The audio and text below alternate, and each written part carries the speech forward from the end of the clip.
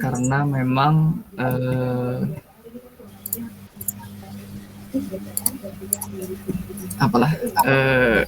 harapannya kita bisa interaktif untuk materi ini. Soalnya materinya itu membutuhkan interaktif dari teman-teman, kayak gitu. Oke, aman? Untuk recording aman?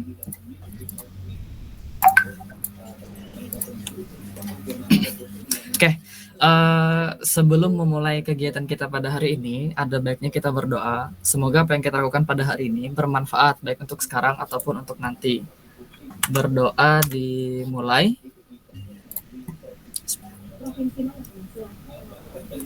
Oke, tidak ada kata cukup untuk berdoa. Berdoa dapat dilanjutkan di lain kesempatan. Sebelumnya karena Ulun kalau minta tolong lah untuk teman-teman bisa open cam dulu sebentar. Kita lakukan sesi foto ya buat pamer. Ntar kalau teman-teman bikin tag, kita tag deh semua. Wih, Pait dia Kait di rumah Kait. Lagi di luar. Oh, lagi di luar. Bener. Minta tolong open kameranya ya teman-teman. Oh ya, sama ini teman-teman. Perkenalkan, ini fasilitator baru kita, Muhammad Faidur Rahman. Dia nggak bahas tentang machine learning, kok tenang saja. Dia akan bahas tentang UI UX. Nah, teman-teman kan kemarin ada tuh yang pengen UI UX. Nah, jadi kita kasih spoiler dulu aja di kelas machine learning. Oke, selamat datang ya. Selamat datang buat Haid. Oke, bisa minta tolong open cam-nya dulu sebentar, kita mau foto bersama. Ardi bisa fotokan Kak, Dik? Oke. Mengatur layoutnya dulu. Yo. Oke, nyalakan. Yuk. Oke. Pertama gaya bebas gini dulu lah saat. Silakan Dek. Oke. Gaya bebas ya. Yo, gaya bebas. 1, 2, 3. Oke. Nah, GDS-nya tuh punya gaya teman-teman. Kalau nggak salah kita udah pernah kasih ini kan kayak gini.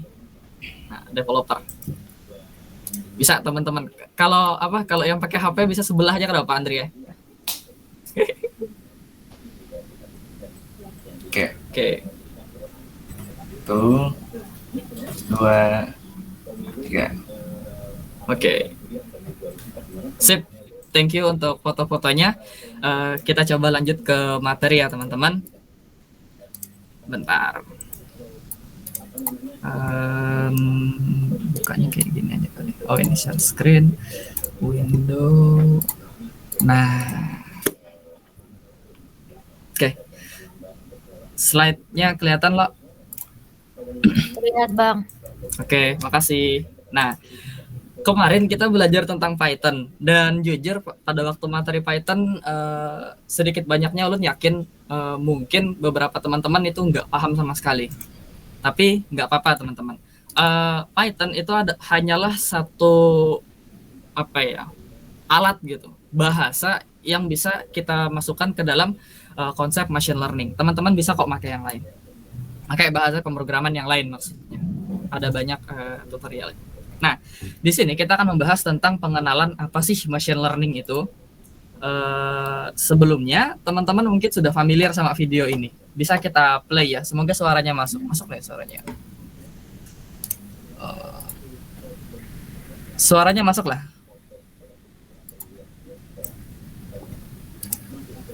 Belum. Oh, ada masuk kah? Nggak ada suaranya kah? Bentar lah. Nggak ada. Ya, bentar. Oh, tab kah? Yang bisa tuh ya? Kayaknya tab. Oke. Berarti kayak gini. Nah, bentar lah. Tab. Iya, cuman tab yang bisa. Berarti nih suaranya masuk loh. Wait, tapi nanti kalau kayak gini hasilnya kecil nanti. Bentar. slideshow presenter view. Nah, ini suaranya masuk nih. Oke. Kita bentar. Taruh sini. Terus gana lah kelihatannya. Yap. Oke. Benar-benar aman. Oke. Kita kan nggak bisa F11 ya. Nggak bisa ya. Nah. Oke. Di tempat kalian, tempat kalian ternyata aman. Nah, ada set. Oke, jadi kita akan membahas tentang pengenalan machine learning, teman-teman. Nah, sebelumnya, kalau nggak salah kita udah pernah lihat video ini ya, teman-teman. Di video ini itu membahas tentang gimana sih gitu konsep machine learning itu. Bentar ya, kita coba play pakai subtitle berbahasa Indonesia. Mana ya?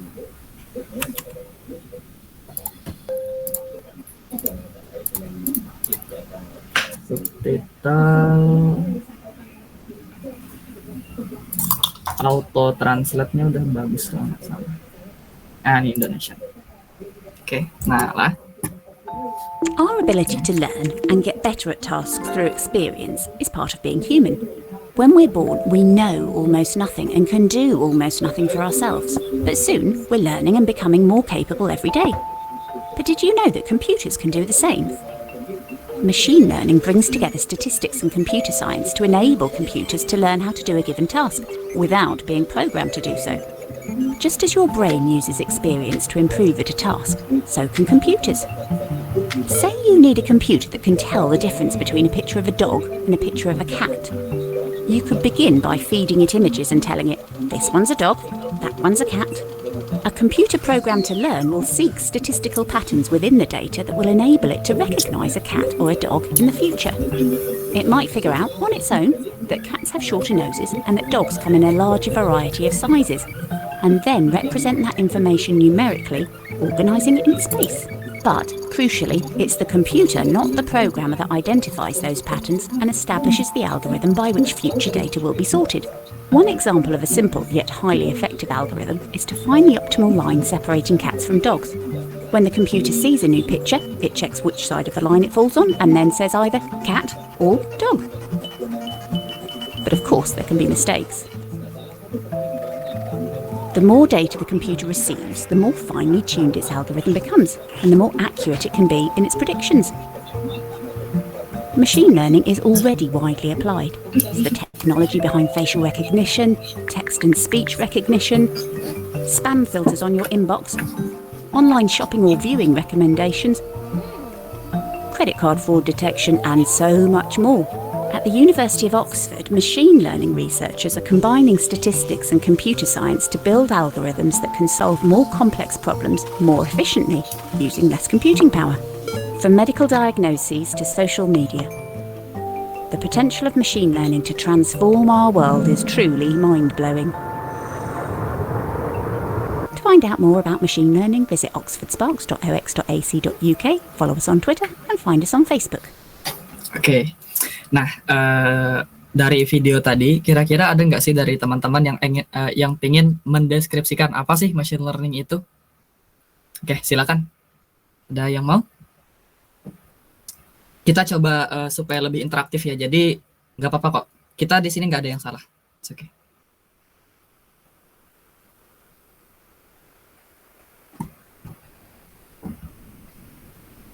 Halo?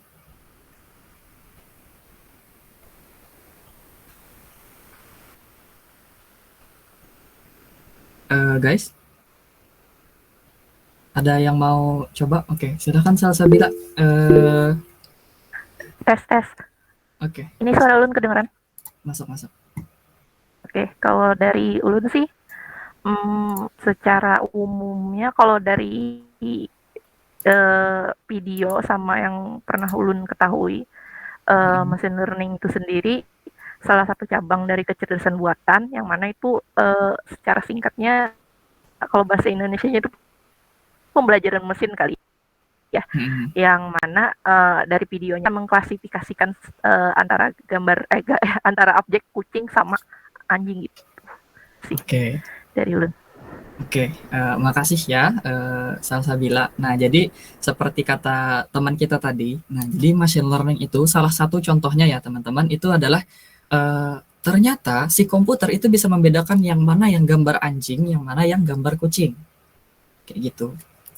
Itu salah satu contohnya. Oke, kita lanjut ke pembahasan selanjutnya. Nah, di sini ada games teman-teman. Untuk teman-teman gimana nih? Kita mau play gamesnya dulu atau kita play gamesnya aja ya. Nanti ulun share screen untuk gamesnya.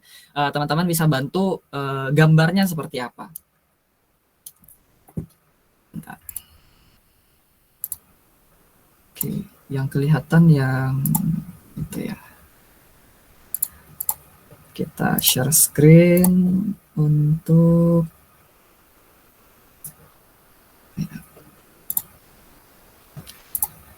Windows.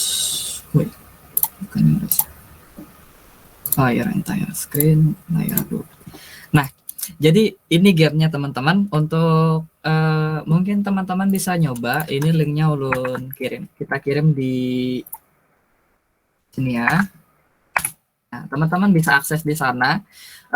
Ini tentang neural network teman-teman untuk mengenali suatu gambar. Nah, misalnya kita coba gambar pizza dalam waktu kurang dari 20 detik. Nah, jadi kalau yang ulun bayangkan sih pizza itu kan ada lingkaran kayak gitu. Nah, nanti di bawah sini ada penjelasannya. Terus ternyata kayaknya pizza tuh. Nah, dia bilang itu baseball katanya. Nah, ini basket katanya. Nah, ternyata si mesinnya nggak bisa nebak gitu gambaran kita. Jadi gambaran kita itu harus lebih jelas ya teman-teman. Misalnya nih bumerang. Dalam waktu 20 detik. Kalau nggak salah bumerang itu gini ya. Nah, dia akan mengetahui bahwa itu adalah bumerang. Gitu. Jadi kalau misalnya gambarnya kita bikin semirip mungkin, dia akan nebak itu benar. Kecuali kalau kayak tadi kan gambarnya itu ternyata kurang apa ya, kurang mirip gitu sama pizza. Nah, maka dia nggak bisa mengenali bahwa itu adalah pizza. Nah, terus nail itu kalau nggak salah kuku ya. Kuku gimana ya? Kayak gini kali. Gimana sih? Kayak gini gak sih? Paku anjir. Paku. Kocak. Paku ya, ulun kira kuku. Oke.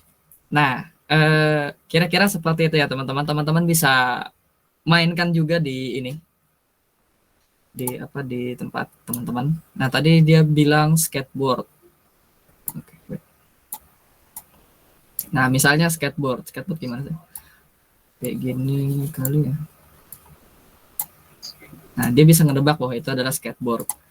Terus hospital biasanya kebayang tuh kayak gini sih. Kayak gini, terus di sini kayak gitu, di sini. Nah, kayak gitu. Ada yang mau coba gamenya sambil share screen?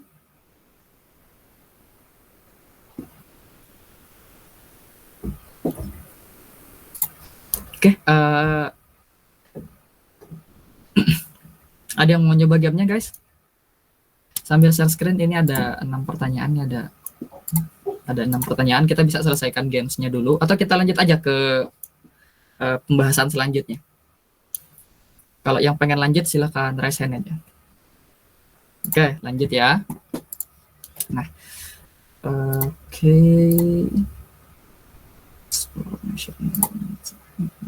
Nah, oke. Kita lanjut teman-teman. Nah, jadi dari games tadi itu kan termasuk games yang cukup keren ya, karena dia dari kita menggambar saja dia bisa mengenali apa sih objek yang sedang kita gambar gitu. Nah, kita lanjut. di sini ada 3 pertanyaan ya untuk teman-teman.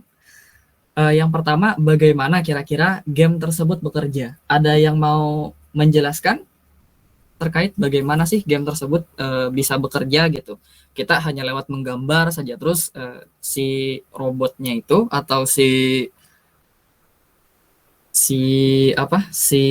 komputernya bisa menebak gitu apa gambar tersebut. Ada yang mau bantu jelaskan kah? Ayo, bisa yuk. Kita jangan seperti kuliah jilid 2. Please, tolong guys.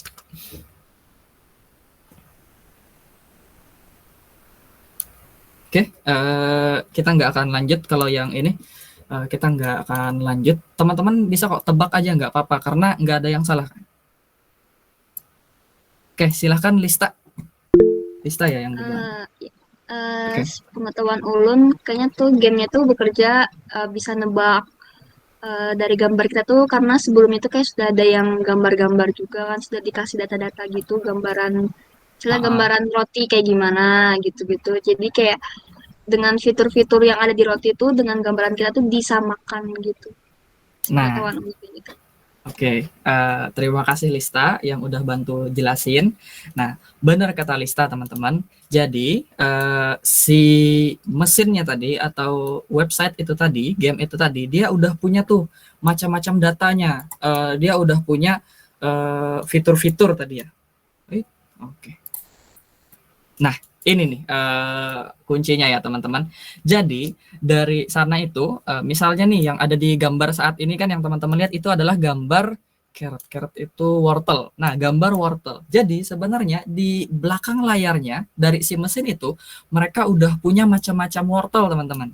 Macam-macam gambar wortel. Ada yang bentuknya seperti apa itu yang kayak ada yang bulat, ada yang segitiga, bahkan ada yang coretan. Kalau teman-teman notice di sana yang coretan cuman ada gambar kayak bulu terbang gitu. Nah, kayak gitu teman-teman. Jadi dari macam-macam gambar ini tadi, ya kan? Dari macam-macam gambar ini tadi itu dimasukinnya ke dalam sebuah yang namanya itu adalah model. Nanti dia akan mengenali ini gambar apa. Nggak cuma wortel ya teman-teman. Teman-teman bisa akses datanya itu dari Quick Draw Data. Yang dari situs yang tadi. Kita ambil contoh ya. Kalau nggak salah udah ada. Tadi udah ada kita buka. Nah, contohnya ini teman-teman. Nah, di sini nih ada gambar apel. Ini kelihatan lo share screen-annya lo. Nah, ini ada gambar apel. Nah, di sini ada macam-macam gambar apel, teman-teman. Ada yang seperti ini, ada yang seperti ini, yang pakai mahkota. Nah, ada yang seperti ini dianggap apel. Ini contohnya. Nah, ada banyak tuh di sini. Jadi, dari macam-macam gambar apel ini tadi, di sini ada berapa tuh? 139.898 gambar apel yang digambar oleh orang asli yang ada di internet. Nah, jadi dari macam-macam gambar ini tadi, kalau misalnya nanti kita gambar sesuatu yang mirip seperti ini, maka dia akan mendeskripsikan atau mengenali gambar tersebut sebagai apel. Oke, sampai sini ada pertanyaan teman-teman?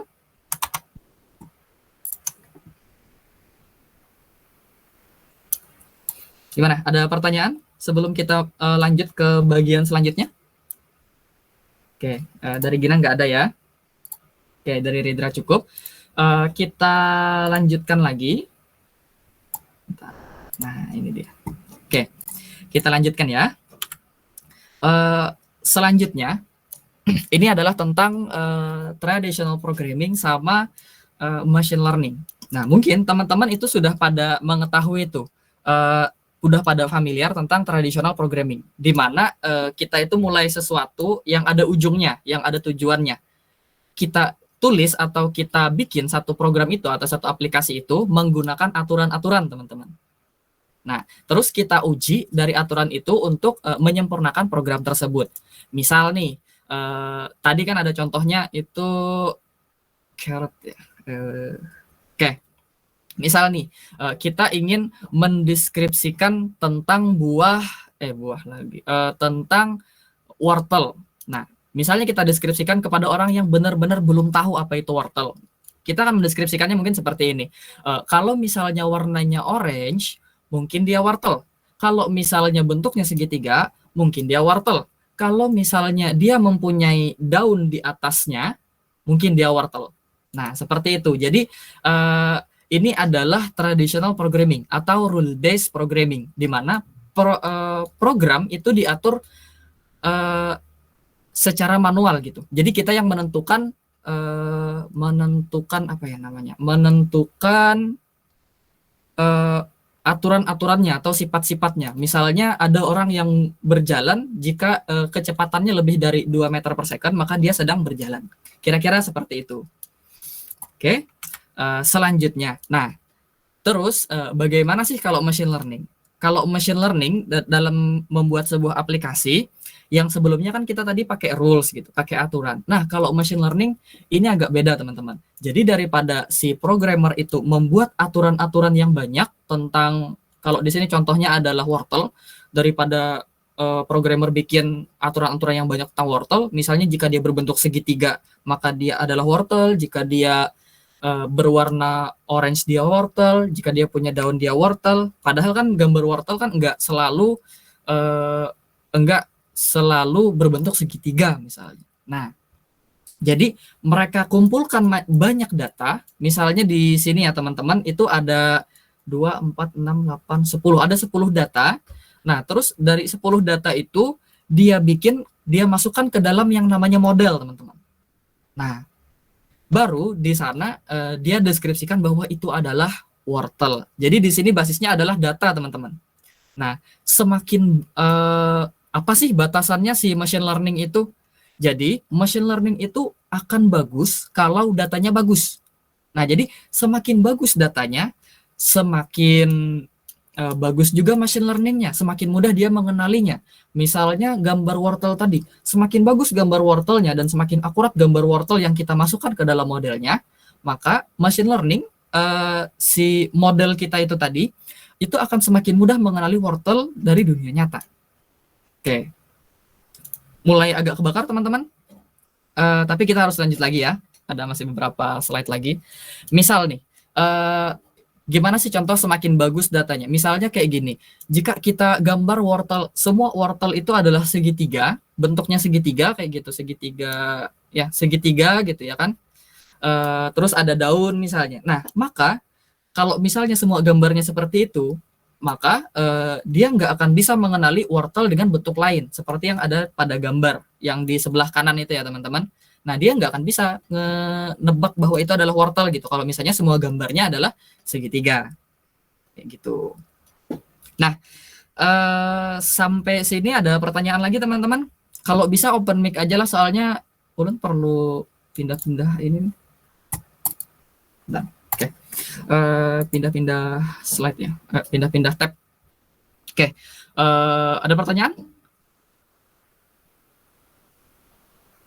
Oke, kalau nggak ada, di sini Ulun minta partisipasinya sama teman-teman. Di slide selanjutnya kita akan membahas tentang yang mana sih yang cocok dijadikan menggunakan pemrograman machine learning, yang mana yang cocok menggunakan rule based atau traditional programming. Nah, misalnya yang seperti ini, alphabeting a list of song title. Kira-kira apa jawabannya teman-teman? Apakah itu termasuk rule based programming atau machine learning programming? Bisa open mic dan jelaskan kenapa itu adalah rule based atau machine learning. Oke, silahkan open mic aja teman-teman. Ada yang mau atau bisa raise hand? Oke, silahkan Raffi. Raffi ya yang paling pertama ya. Oke, kira-kira ini termasuk apa Raffi? Permisi Kak, izin masuk. Itu kira-kira rule based approach, soalnya kalau song titles itu kan ada huruf-hurufnya gitu. Itu nanti diurutkan, itu kalau nggak salah itu pakai sort gitu. Oke. Terima kasih Raffi. Nah, jadi untuk alphabeting a list of song title, benar. Ini adalah rule based programming. Karena dia kan ada urutannya. Urutannya itu bisa dari huruf-huruf tadi. Nah, oke. Kita lanjut ke tantangan selanjutnya. Oke, siapa yang mau jawab? Yang kedua adalah ranking web search result. Meranking apa ya? Web search tahu sih. Ya nge-ranking website gitu. Website yang mana yang akan direkomendasikan. Kira-kira ini termasuk rule based programming atau machine learning programming, teman-teman? Ada yang mau? Silakan resen.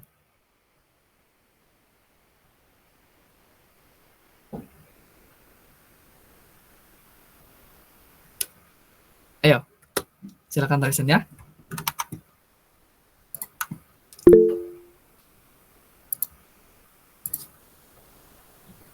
Izin masuk, Kak. Oke, silakan. Kalau menurut Ulun itu menggunakan machine learning. Oke, menggunakan machine learning. Kenapa Jida? Halo Jida. Sama Jida lo tadi lo.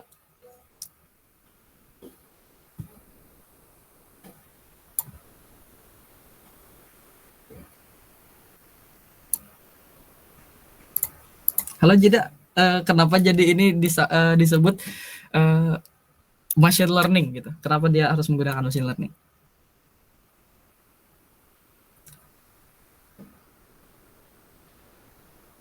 Jida lo tadi lo, iyalah.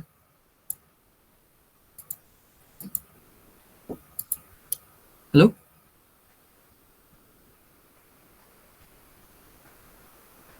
Jida.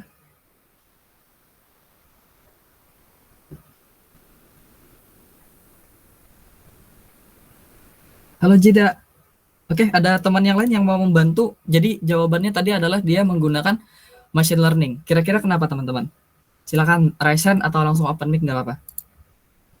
Izin jawab, Bang. Oke, silakan. Jadi jawabannya itu pakai machine learning. Kenapa? Karena misalkan orang itu semakin sering datangi sebuah topik gitu, maka machine learning-nya itu akan ngedetek dan merekomendasikan sesuai dengan apa yang sering dikunjungi oleh user gitu.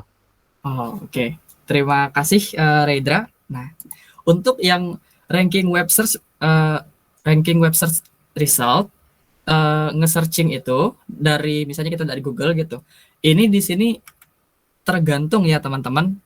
Jadi dia bisa rule based, bisa machine learning. Kalau misalnya rule based itu bisa dilihat dari tujuannya teman-teman. Kalau misalnya tujuannya kayak kapan yang terbaru ya kan, di Google Search kan bisa gitu tuh, urutkan dari yang terbaru. Nah, maka itu dia nggak pakai machine learning. Tapi kalau misalnya diurutkan dari popularitas atau dari kebiasaan kita, maka itu bisa menggunakan machine learning. Oke? Lanjut atau ada yang mau didebat sama ini? Oke, kalau nggak ada kita lanjut ya. Sebenarnya saya juga takut sih kalau teman-teman debat. Oke, kita ke pertanyaan selanjutnya teman-teman. Ngeprediksi harga rumah tergantung dari lokasinya. Kira-kira ini adalah rule based programming atau machine learning programming teman-teman? Ada yang mau langsung raise hand nggak apa-apa, langsung open mic juga nggak apa-apa, lewat chat juga nggak apa-apa, nggak apa-apa. Ya nanti kita coba buka juga di chat. Ngeprediksi harga rumah tergantung lokasinya. Kira-kira ini rule based atau ini machine learning teman-teman?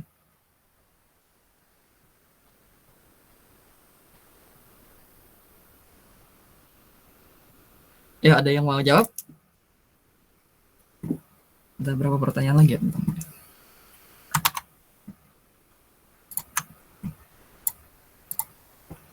Oke, kita tunggu dulu ya sampai ada yang mau jawab.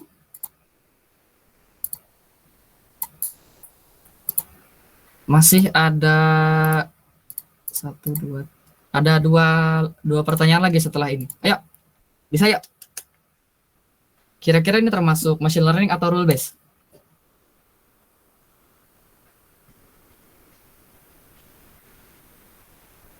Orang yang sama pun nggak apa-apa.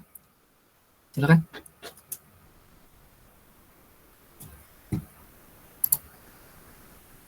Kalau dari Ulun machine learning sih kayaknya. Machine learning. Karena kalau dilihat tuh kalau machine learning tuh kayak salah satu tugasnya itu kayak memprediksikan juga salah satunya, dan harga rumah tuh pasti berubah-ubah. Oke. Kalau dilihat tiap tahunnya mungkin lebih ke machine learning. Oke. Nah, jadi untuk ngeprediksi harga rumah, benar teman-teman, jawabannya adalah machine learning programming. Nah, yang selanjutnya itu adalah tentang processing online payment. Nah, kira-kira ini machine learning atau enggak ngeproses pembayaran online? Oke. Siapa teman-teman yang mau nebak ini? Nggak apa-apa kok salah. Nggak ada ini kok, nggak ada apa. Kita nggak bakal hukum atau kita nggak bakal nge-kick teman-teman gitu. Gimana?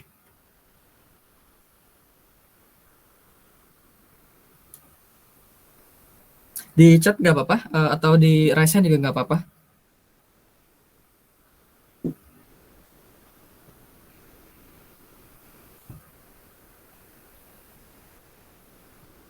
Halo?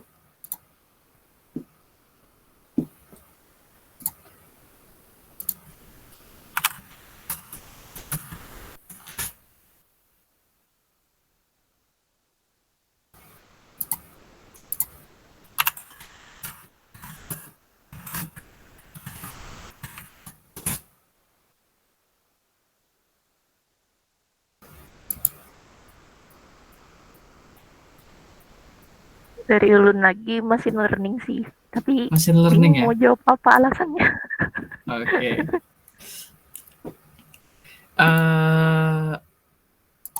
Untuk proses online payment ya teman-teman.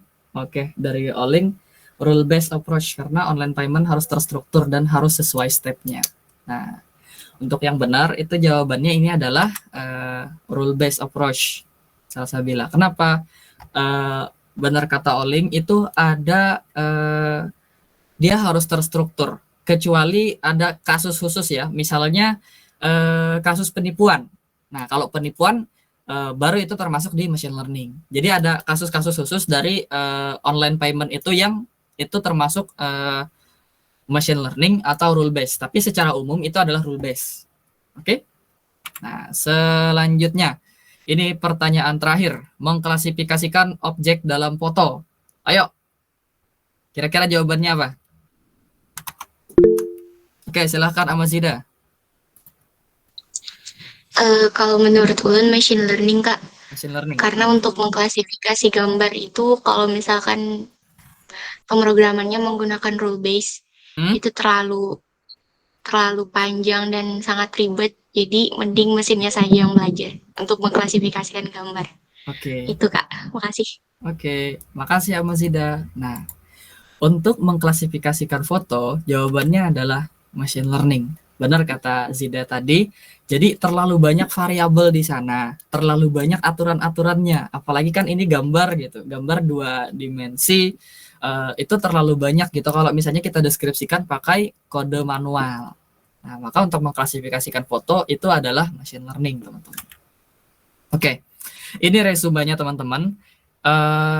Jadi machine learning itu sebenarnya machine learning itu nggak bisa dijadikan default. Semua software harus machine learning. Nggak semua software harus machine learning, teman-teman. Tapi ini bisa diaplikasikan di beberapa situasi, tapi nggak semuanya. Jadi hanya beberapa situasi tertentu kita bisa menggunakan machine learning.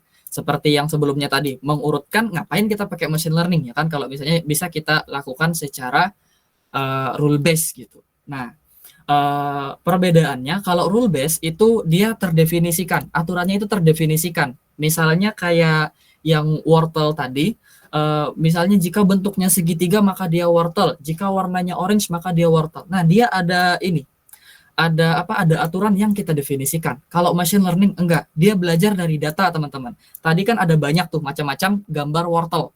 Nah, dari macam-macam gambar wortel tadi, dia simpulkan, kita definisikan bahwa itu adalah wortel, dan nanti dia akan menyimpulkan bahwa itu adalah wortel. Kayak gitu.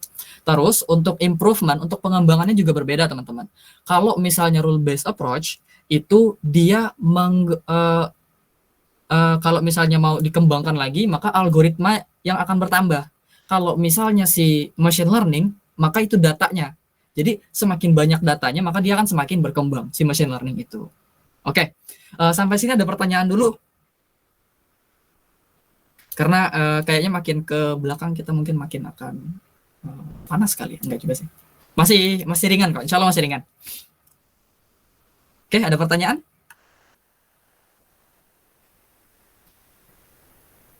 Oke, karena nggak ada, kita lanjut lagi ya, teman-teman.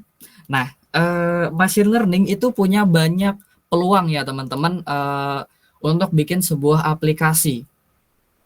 Tapi mengimplementasikan machine learning itu bisa jadi lebih kompleks daripada pemrograman tradisional. Nah, karena si machine learning itu dia tergantung dari datanya, teman-teman. Kalau datanya bagus, maka hasilnya nanti akan bagus. Tapi kalau datanya nggak bagus, hasilnya juga nggak akan bagus. Kayak gitu. Selanjutnya kita akan nonton video lagi. Harap disimak ya, teman-teman. Kita bikin dulu dia pakai terjemahan bahasa Indonesia supaya enak. Auto translate ke Indonesia. Nah. Suppose you have a great business idea and you've already gone through the effort to frame it as a machine learning problem. What next? How does your idea become a working machine learning solution?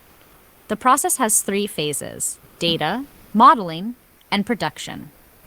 In the data phase, you identify the input data that your machine learning system needs to make successful predictions.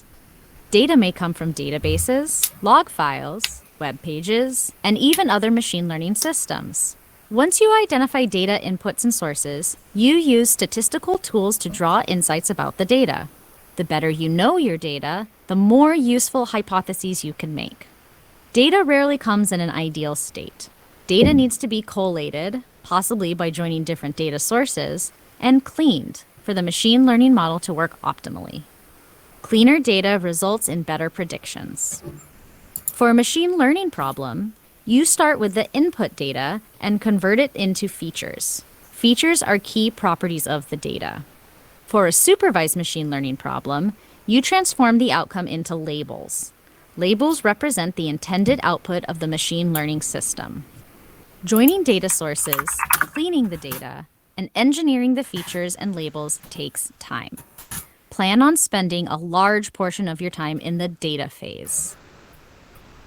Modeling phase. Along with the features and labels, you set up the kind of machine learning system needed, called the model. Researchers have created all sorts of machine learning models, from simple to complex. Some models classify data. Other models predict numeric values. Tools like Google's TensorFlow support many types of machine learning models for various uses.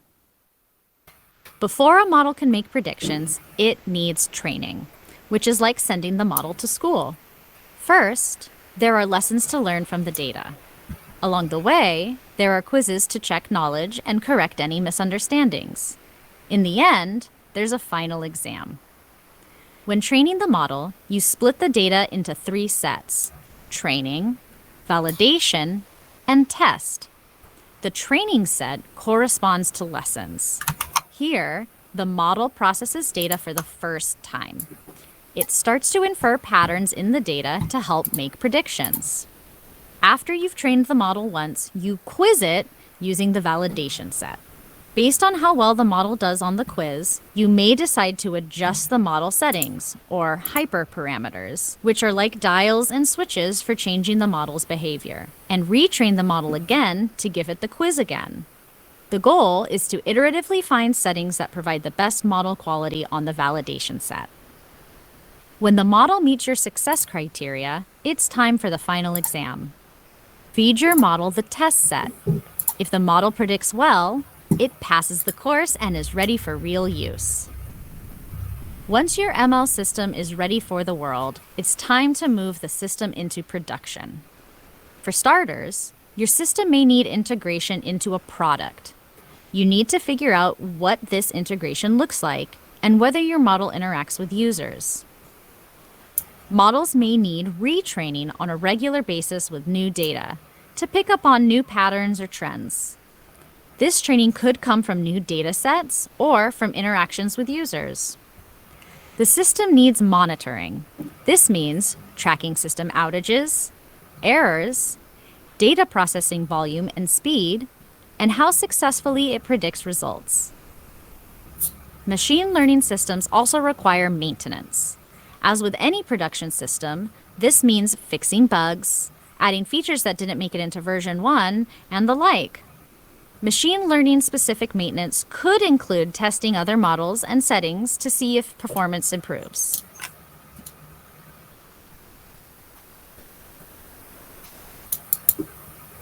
Oke, ada pertanyaan teman-teman? Nah, jadi intinya di dalam machine learning itu yang salah satu yang perlu kita notice itu nanti di sana itu ada pengumpulan data teman-teman, terus pembuatan model, di mana model ini nanti dari si data itu dimasukin ke dalam model, nah nanti baru divalidasi teman-teman. Jadi ada istilahnya validasi, apakah si model ini udah berjalan dengan baik atau enggak. Oke. Next saja ya. Nah, jadi teman-teman jadi teman-teman saat kita membuat sebuah machine learning itu kita harus tahu dulu kebutuhan si user teman-teman. Apakah nanti itu bisa diaplikasikan menjadi software atau aplikasi yang menggunakan machine learning atau enggak. Kita harus fokus ke usernya teman-teman. Jadi kebutuhan usernya apa kayak gitu. Nah terus kita definisikan tujuan dari aplikasi tersebut. Nah tujuan aplikasinya apa? Misal kayak tadi ya membedakan image classification atau mengklasifikasikan gambar gitu. Misalnya membedakan antara gambar anjing dan gambar kucing misalnya. Nah, jadi tujuannya harus jelas dulu saat kita membuat sebuah software atau aplikasi menggunakan machine learning. Nah, selanjutnya dalam prosesnya itu kita mengumpulkan datanya. Pada kasus tadi ada gambar anjing, ada gambar kucing. Kita kumpulkan datanya. Semakin banyak datanya, semakin bagus teman-teman. Nah, terus dari data tersebut juga kita bagi, kita validasi datanya itu. Apakah si mesin bisa mengenali bahwa itu adalah anjing atau gambar kucing, kayak gitu. Nah, terus di sana itu ada masuk train and test model. Nah, di sini teman-teman, data-data tadi itu kita masukin ke dalam modelnya dan kita latih dia. Tadi kan ada tuh gambar yang dimana semacam si model itu masuk ke sekolahan. Nah, jadi dia diajarin tuh. Di video sebelumnya juga kita ada lihat tadi, ini gambar anjing gitu, ini gambar kucing, ini gambar anjing, ini gambar kucing. Dia dilatih terus seperti itu, nanti baru kita uji. Kita tampilkan gambarnya, ini gambar apa? Oh, ini gambar anjing katanya, dan ternyata itu benar. Terus ini gambar apa? Ini gambar kucing gitu, dan seterusnya. Nah, baru nanti dia bisa ngeprediksi dan mengevaluasinya. Jadi dia prediksi tuh gambarnya, apakah itu benar gambar kucing atau gambar anjing. Terus dievaluasi, kalau misalnya hasilnya sudah bagus dan kita punya data baru, nah kita masukin lagi tuh data baru. Jadi proses machine learning itu teman-teman dia akan terus improve, dia akan terus berkembang teman-teman. Sampai satu mesin itu prediksinya akurat kayak gitu. Nah, kayak yang Mas Tah bilang gitu, orang-orang ahli selalu bilang gini, mengumpulkan data, terus membersihkan data. Jadi datanya tadi itu dibersihkan dulu waktu collecting data, terus kita proses dan hasilnya jadi dia bisa memprediksi. Oke, sampai sini ada pertanyaan teman-teman?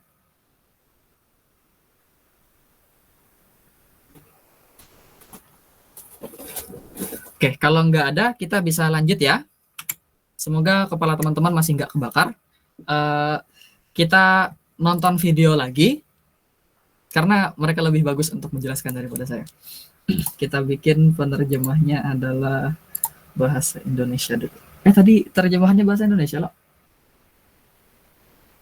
Nah, oke. Let's play a game. Close your eyes and picture a shoe. Okay, did anyone picture this? This? How about this? We may not even know why, but each of us is biased toward one shoe over the others. Now imagine that you're trying to teach a computer to recognize a shoe. You may end up exposing it to your own bias. That's how bias happens in machine learning. But first, what is machine learning? Well, it's used in a lot of technology we use today. Machine learning helps us get from place to place, gives us suggestions, translates stuff, even understands what you say to it. How does it work? With traditional programming, people hand code the solution to a problem, step by step. With machine learning, computers learn the solution by finding patterns in data. So it's easy to think there's no human bias in that. But just because something is based on data doesn't automatically make it neutral. Even with good intentions, it's impossible to separate ourselves from our own human biases.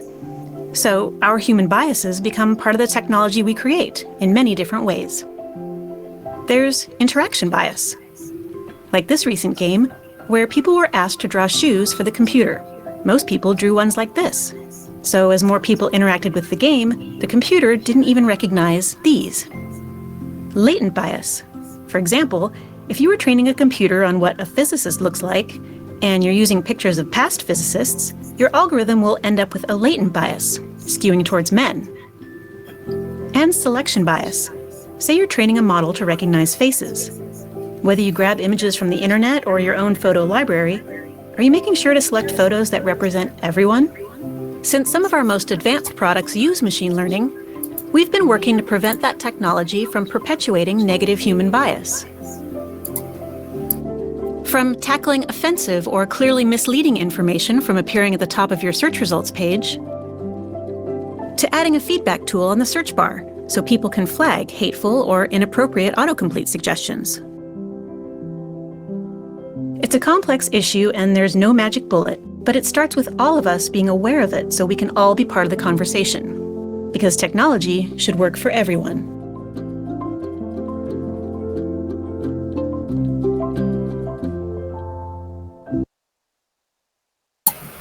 Oke. Nah,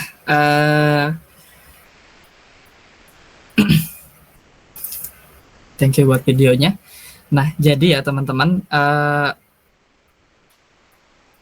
dari sini ada pertanyaan kah dari teman-teman?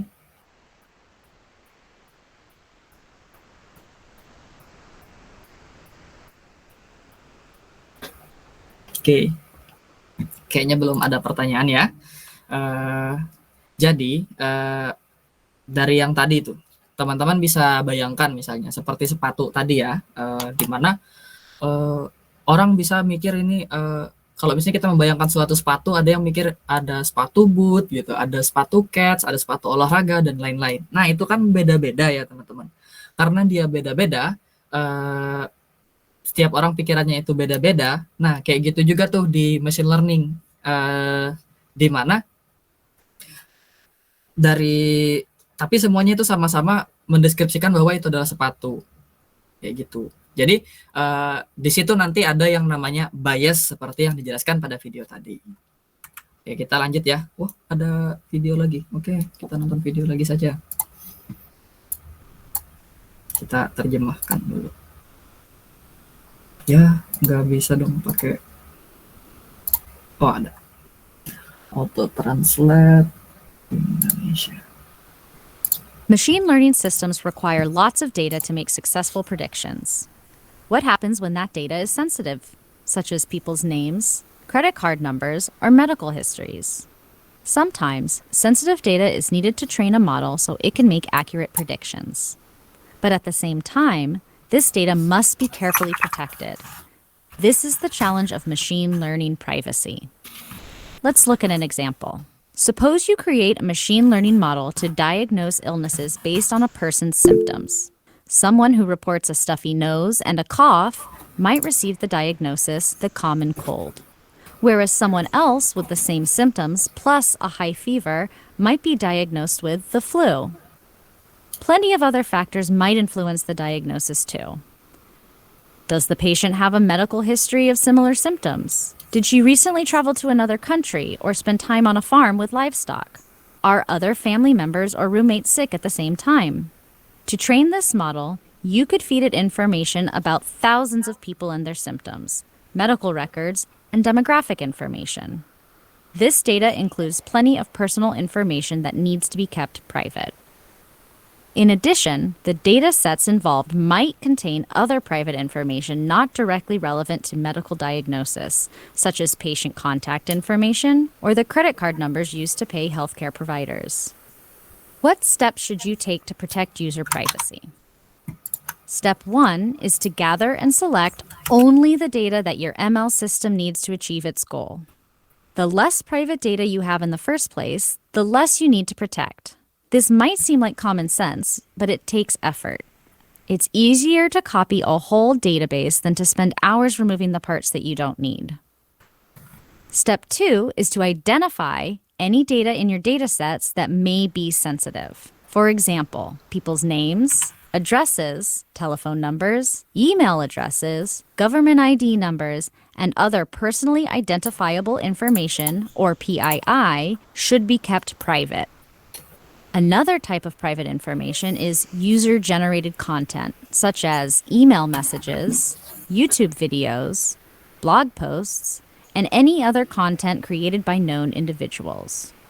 Be sure to work with your product counsel to determine which types of information are considered private and how to handle them. You also need to make sure you have permission to use the data and whether the data has other privacy restrictions. Be sure to work with your product counsel here as well. Step 3 is to protect the private data. You can do this by controlling access to the data and your ML model, or by altering the data so it's not recognizable anymore, or both. Privacy is a critical concern in machine learning. When you maintain privacy, you build trust with users and protect your company's interests.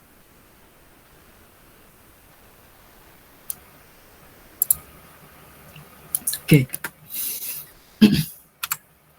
Nah, dari video tadi kan kita sebelumnya kan kita ada tuh membahas tentang berbagai macam data ya, tentang data. Kita harus mengumpulkan banyak data, kita harus mempunyai data yang baik gitu. Tapi data itu punya regulasi teman-teman, punya aturan-aturan gitu. Bagaimana cara kita menggunakannya, termasuk bagaimana cara kita mengumpulkannya dan bagaimana cara kita memanfaatkan data tersebut teman-teman. Jadi kalaupun misalnya dari kita berhasil gitu mendapatkan akses data-data tersebut, kita belum tentu bisa menyebarkannya. Yang pasti untuk data-data tersebut bisa kita gunakan untuk machine learning, tapi kita harus menjamin atau memastikan keamanan data tersebut teman-teman. Nah, ini lebih ke regulasi ya teman-teman, lebih ke aturan-aturan yang harus kita gunakan, yang harus kita patuhi terkait penggunaan data yang akan kita gunakan untuk machine learning, kayak gitu. Nah, selanjutnya kita akan membahas tentang apa sih yang machine learning bisa lakukan gitu. Tadi kalau kita lihat yang sebelum-sebelumnya itu machine learning itu semacam magic ya teman-teman, semacam sulap gitu. Tiba-tiba aja gitu dia bisa menebak ini, dia bisa menyimpulkan sesuatu, dia bisa mengklasifikasikan sesuatu kayak gitu. Nah, sebelumnya kita akan membahas dulu 3 hal penting tentang machine learning. Yang pertama itu ada yang namanya artificial intelligence atau kecerdasan buatan. Ini suatu hal yang luas ya teman-teman. Dia lebih luas daripada machine learning. Nah, yang kedua itu adalah tentang machine learning. Yang ketiga itu adalah tentang deep learning teman-teman. Nah, untuk artificial intelligence sendiri itu adalah segala sesuatu gitu, yang segala sesuatu terkait software, aplikasi gitu, atau mesin gitu ya kan, di mana dia meniru kecerdasan manusia. Oke. Selanjutnya itu adalah tentang machine learning. Machine learning itu lebih spesifik daripada artificial intelligence teman-teman, di mana di machine learning daripada kita membuat sebuah rule based programming tadi, pemrograman berdasarkan aturan, kita bisa mengajari sebuah sistem bagaimana melakukan sesuatu. Kayak tadi dia mengenali sesuatu, yang mengenali yang mana gambar anjing, yang mana gambar kucing, yang mana gambar wortel, dan lain-lain. Nah, kalau deep learning itu lebih spesifik lagi teman-teman. Di deep learning itu nanti kita akan membahas tentang neural network itu. Dia juga sama mirip seperti machine learning model teman-teman, yang belajar lewat contoh, tapi ini lebih unik teman-teman. Dia lebih kompleks di dalamnya nanti. Bisa jadi datanya itu jadi lebih banyak gitu. Kalau misalnya machine learning cuman perlu beberapa ratus data, untuk deep learning kita perlu ribuan atau bahkan jutaan data teman-teman. Oke. Selanjutnya, nah ini untuk bagian-bagiannya ya. Kalau yang ini tadi kecerdasan buatan itu lebih luas daripada machine learning itu lebih luas daripada deep learning. Tapi mereka dalam satu kesatuan, di mana kecerdasan buatan itu mengandung machine learning dan machine learning itu mengandung deep learning. Nah, ini ada kalau dibagi menjadi 3 bagian seperti ini teman-teman. Jadi di sebelah kiri itu ada big data. Big data itu macam-macam data teman-teman. Entah itu datanya berguna atau enggak. Nah, terus di sebelahnya itu ada algoritma. Jadi si big data ini tadi ya teman-teman, data kita bilangnya big data ini tadi teman-teman, itu kita bisa manfaatkan hanya dengan menggunakan algoritma saja. Jadi kita mengumpulkan data berdasarkan algoritma. Bisa teman-teman. Terus selanjutnya dari algoritma itu sendiri, itu kan masuk dari bagian teknologi, big data juga masuk dari bagian teknologi, tapi nggak semua teknologi itu termasuk big data, dan nggak setiap algoritma itu termasuk teknologi. Nah, machine learning ini berada di tengah-tengahnya teman-teman. Jadi machine learning itu bisa menggunakan yang namanya big data itu bisa machine learning itu bisa digunakan untuk big data teman-teman, dari data yang banyak itu, atau dia juga bisa digunakan untuk algoritma, dan dia juga bisa digunakan untuk teknologi. Untuk lebih jelasnya nanti kita share linknya apa sih, gimana sih sejarahnya si machine learning itu. Oke, next ya teman-teman. Nah, tadi kan ada tuh kita bahas tentang apa sih yang bisa machine learning lakukan gitu. Yang pertama itu adalah klasifikasi teman-teman. Jadi ini yang paling umum sudah teman-teman, yang paling dasar yang orang ketahui tentang machine learning. Oh ada, dia gerak ya, kirain nggak gerak tadi.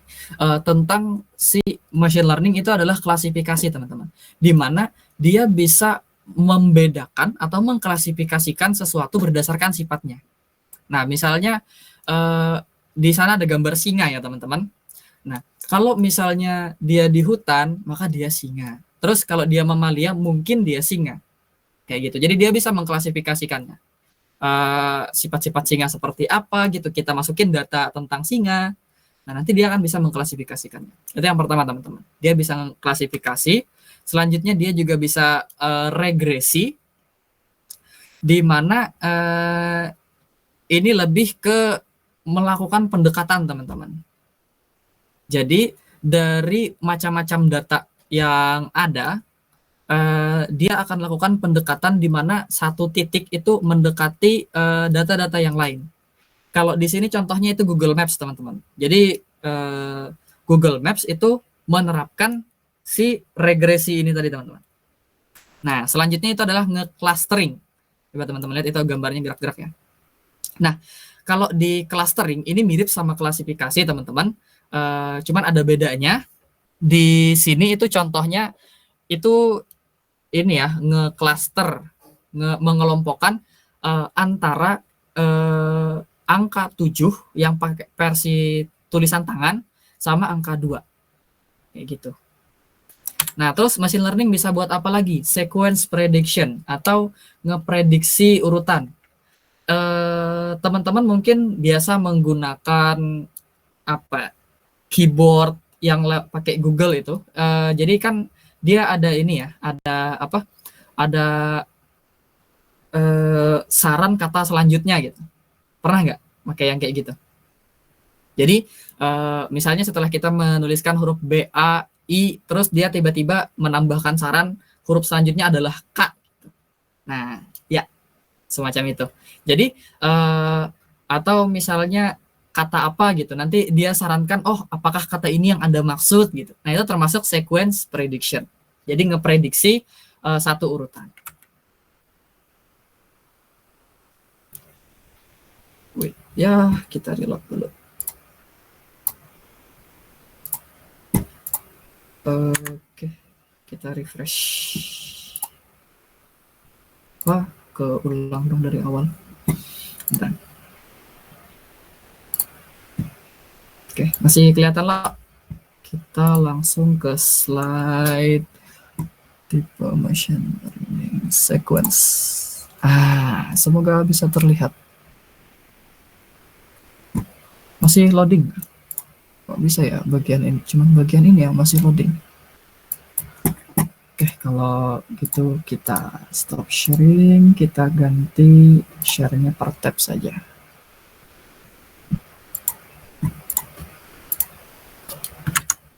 Wait ya.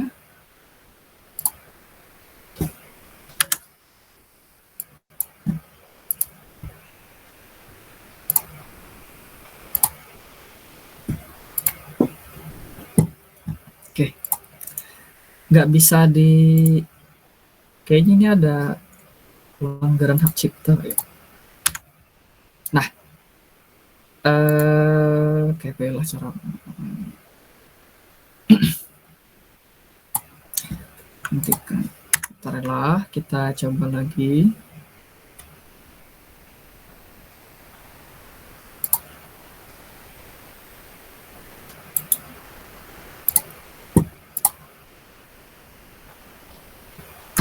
Ini lebih asik.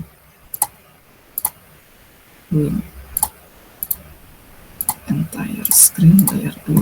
Nah, ini. Nah, contoh machine learning selanjutnya itu ini ya teman-teman, style transfer gitu, atau ngetransfer gaya menggambar teman-teman. Nah, ini yang lebih jelasnya. Jadi yang pertama itu ada foto asli, foto kura-kura. Yang selanjutnya itu ada style image, gaya menggambar seseorang gitu. Nggak tahu itu ya karya siapa.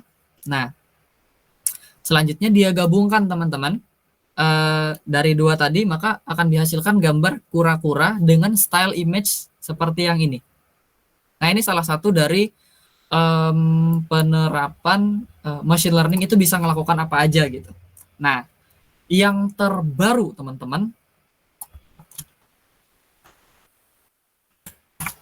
itu ada yang namanya DALL-E. Ya, ini dari OpenAI. Nah, ini juga termasuk di apa yang bisa machine learning lakukan ya teman-teman. Misalnya nih, astronot mengendarai kuda dengan fotorealistic style. Maka akan jadi seperti ini teman-teman. Kalau misalnya kita bikin teddy bear. Nah, teddy bear apa ini ya? Bikin apa? Menggabungkan bahan kimia di tahun 1990-an. Maka dia akan muncul gambar seperti ini, dan nggak cuma satu teman-teman. Nah, ini contoh selanjutnya. Nah, ini gambar selanjutnya. Ini satu gambarnya ini. Nah, jadi ada berbagai macam contoh gambar. Ini juga termasuk di machine learning ya teman-teman. Namanya DALL-E. Teman-teman bisa searching kok. Ini lagi tren akhir-akhir ini. Termasuk ada apa ya tentang berkaitan tentang hak cipta. Kalau nggak salah itu kemarin ada masalahnya. Terus juga macam-macam teman-teman terkait DALL-E ini. Tapi machine learning bisa melakukan ini. Oke. Kita lanjut saja. Nah, wah ini ya udah ketahuan dong jawaban yang pertama. Oke, itu slide berapa ya? Wah, tadi kan kita udah belajar tentang tipe-tipe dari machine learning. Nah, selanjutnya kita nebak lagi, ya kita tebak lagi. Kira-kira ini termasuk tipe machine learning yang mana? Silakan raise hand aja ya teman-teman. Recommending what someone will download based on previous purchases. Merekomendasikan apa tuh? Merekomendasikan apa yang akan di-download teman kamu, apa yang akan di-download berdasarkan pembelian sebelumnya. Kira-kira ini apa teman-teman? Ada yang bisa nebak? Merekomendasikan apa yang akan di-download seseorang berdasarkan hasil download sebelumnya. Contoh yang lebih mudah mungkin merekomendasikan anime yang akan ditonton setelah kita menonton anime sebelumnya. Kira-kira apa teman-teman? Bisa raise hand atau langsung open mic nggak apa-apa. Ulun bisa lihat kok dari sini. Atau lewat chat Ulun bisa langsung apa ya? Bisa lihat kok juga dari sini. Pakai 2 layar. Oke, kira-kira apa teman-teman?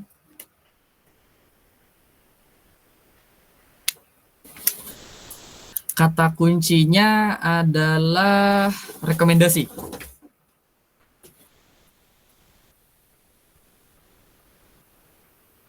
Oke, silahkan Zesha. Mungkin kalau dari saya itu sequence prediction. Karena dari kata prediksinya itu mungkin misalnya yang recommending what someone will download based on previous purchases. Nah, dari pembelian sebelumnya itu si mesin ini memprediksi apa yang bakal seseorang akan download itu. Setelahnya. Ya, maaf, setelahnya. Ya, benar. Oke. Nah, ya benar Zesha ya. Jawabannya adalah sequence prediction. Ya, benar sama Jeda ada tuh lihat di itu di chat.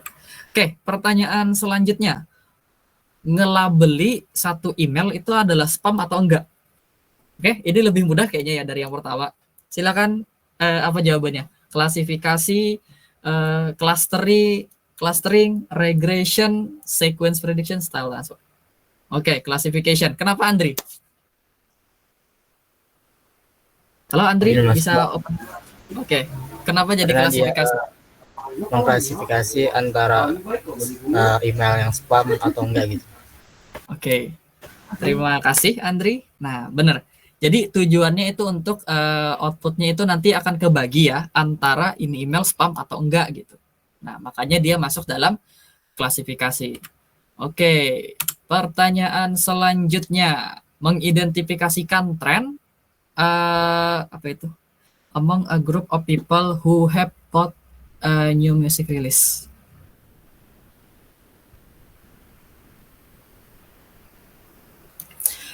Mengidentifikasikan tren berdasarkan apa sih among a group? Wait ya.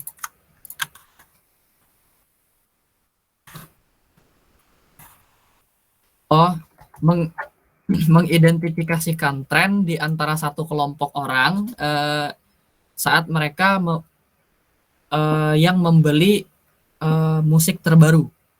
Kira-kira ini apa? Oke. Clustering. Kenapa jadi clustering Jida? Jida kan yang pertama jawab ya? Oke, silakan Jida. Kenapa Jida?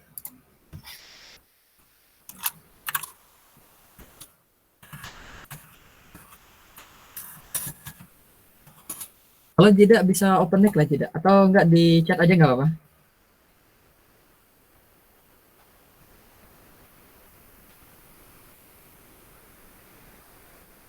Halo? Jida.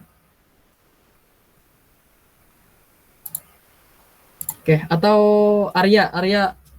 Jida kayaknya bermasalah mic-nya. Arya. Kenapa jadi ini termasuk clustering? Oh, sorry salah ya. Oh iya Arya dulu. Kenapa ya? Gimana ya? Kayaknya kan itu tren dari group of people, tren musik kan orang-orang tuh beda-beda kayak tuh apa selera musiknya. Kalau clustering ini kan jadi dikelompokkan gitu. Ya. Oke. Thank you Arya. Sorry Jida ya ternyata ulun nggak baca gitu yang bawahnya. Oke. Nah jadi kenapa jadi clustering, karena dia tergantung dari selera musiknya. Memang agak mirip ya teman-teman sama klasifikasi atau sama sequence prediction, tapi ini dia lebih spesifik teman-teman. Iya, lebih spesifik, tergantung dari grup, suatu grup gitu. Oke, yang selanjutnya clustering. Oke, yang selanjutnya captioning a video. Ini termasuk apa teman-teman? Caption itu apa sih?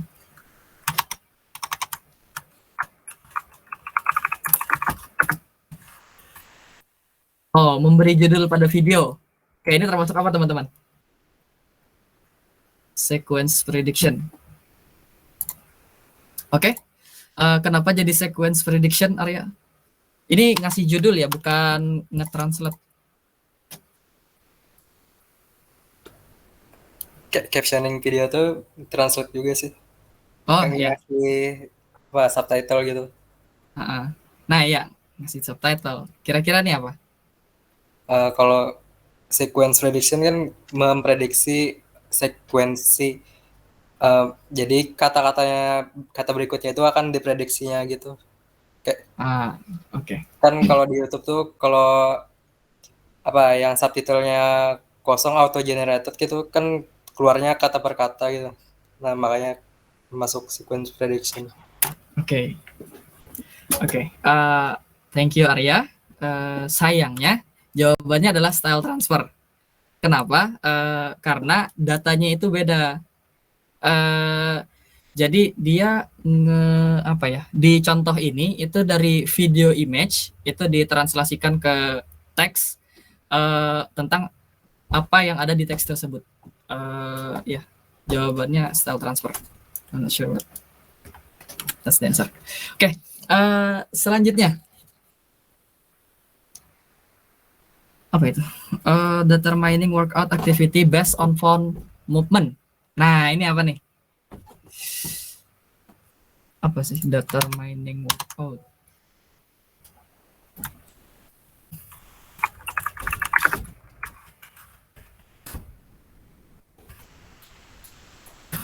Oh, menentukan aktivitas latihan dari pergerakan ponsel. Ini termasuk apa? Menentukan aktivitas latihan. Oh ini nih.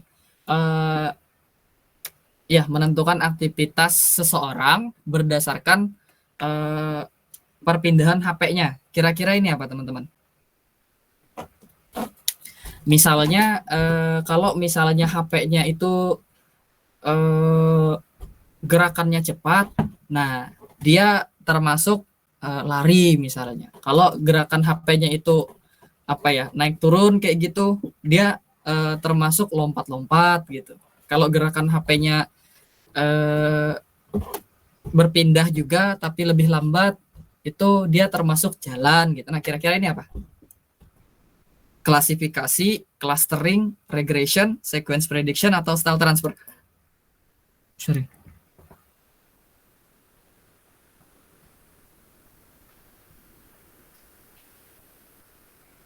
Oke, Arya mau nebak lagi, Arya? Yang lain dong, coba tebak.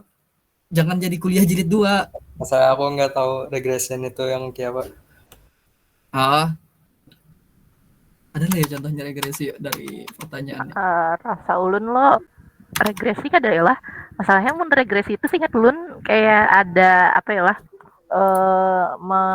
mengetahui secara linear gitu.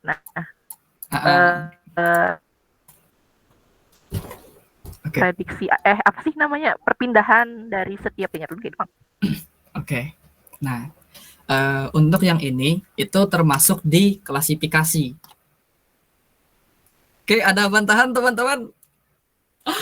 Kenapa klasifikasi? Karena ini yang kita fokuskan dari aktivitas di sini itu adalah kayak tadi misalnya ya, perpindahan aja. Jika perpindahannya itu cepat, nah maka mungkin dia sedang berlari. Jika perpindahannya sangat cepat, mungkin dia sedang menggunakan kereta gitu. Jadi ini lebih ke klasifikasi teman-teman. Kalau regresi itu contohnya ini apa sih? It possible could be determined. Oh, terus untuk yang ini itu sebenarnya bisa sih kita gunakan tanpa machine learning gitu. Misalnya kayak tadi ya, jika kecepatan kurang dari 5 km per jam maka dia berjalan gitu. Jika kecepatan lebih dari 5 km per jam dia berlari. Bisa sih seperti itu, tapi bisa juga kita gunakan machine learning. Nah, untuk contoh regresi ini yang ini ngeprediksi panjang dari satu password teman-teman. Ini bisa masuk di regresi, bisa juga masuk di klasifikasi. Ngeprediksi panjang satu password, apakah itu passwordnya aman? Nah, berarti kan itu termasuk di klasifikasi tuh. Misalnya panjang passwordnya 8 karakter gitu, itu sudah aman gitu. Terus 16 karakter itu sangat aman gitu, kayak gitu. Tapi bisa juga regresi. Kalau regresi itu mungkin lebih ke apa ya, saran passwordnya gitu.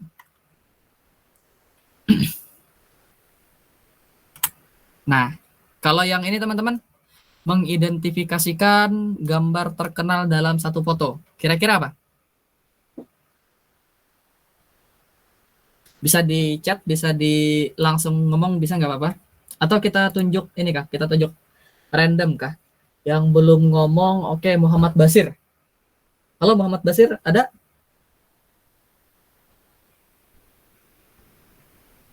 Oke, kira-kira apa? Mengidentifikasikan gambar terkenal, foto terkenal, kayak Taj Mahal, gitu, Menara Eiffel, Ka'bah, ya kan? Ka'bah terkenal, Ka'bah gitu, atau Monas, gitu. Ini termasuk apa? Menurut ulun apa ya? Klasifikasi. Oke, kenapa klasifikasi? Karena karena itu kan ada pembedanya gitu.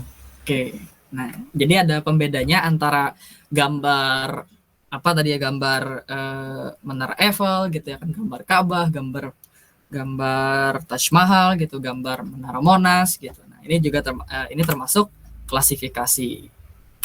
Oke, yang selanjutnya menyarankan koreksi kata. Kan biasa kan teman-teman ngetik gitu. Nah, tiba-tiba ada syaratnya tuh. Misalnya kita nulis apa ya? Nulis apa ya? Nulis temen jadi teman.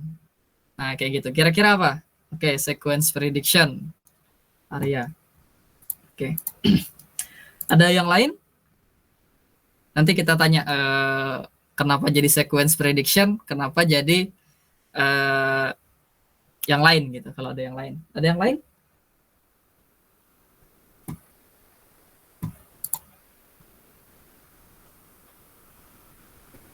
Oke, kalau nggak ada, Andri. Oke, kalau nggak ada, silakan. Mau Andri atau Arya nih yang menjelaskan kenapa jadi sequence prediction?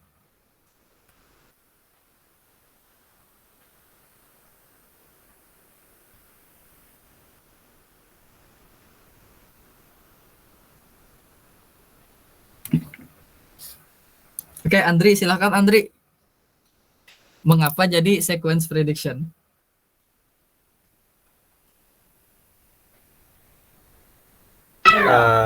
Karena sistem memprediksi bang yang akan dimasukkan katanya. Oke. Sayangnya jawabannya itu adalah clustering, teman-teman.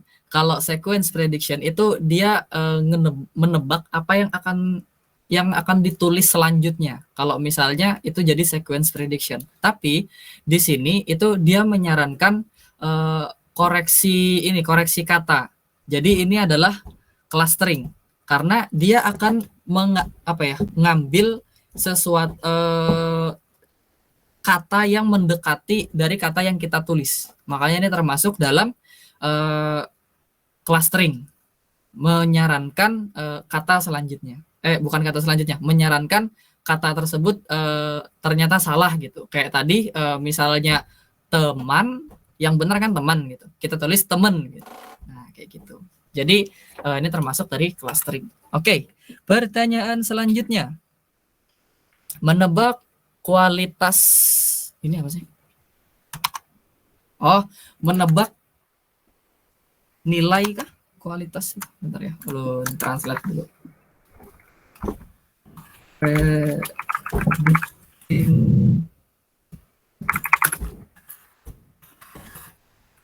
score.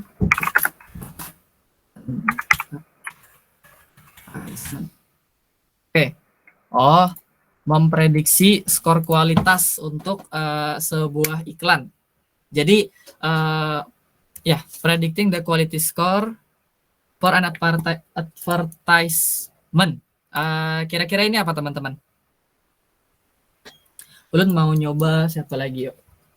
Tadi Basir sudah, kita coba Ridra tadi sudah juga, ada Salsa boleh deh, lain Salsa Bila, Salsa Maulidina Putri.